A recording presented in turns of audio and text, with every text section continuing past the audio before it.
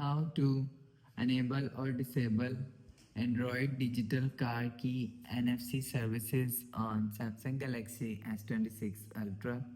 So let's start the video. First of all, go to app library.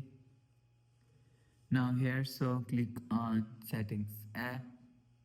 Now in setting, scroll down and click on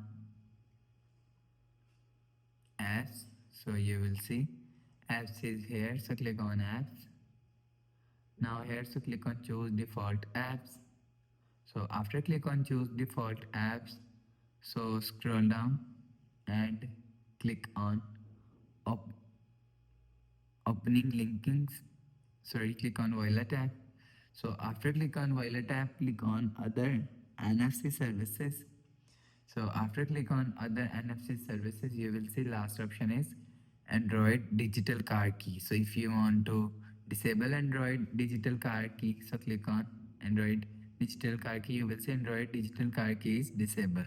So if you want to enable Android digital car key, so click on this option. You will see Android digital car key is enabled. So you will enable or disable Android digital car key from here.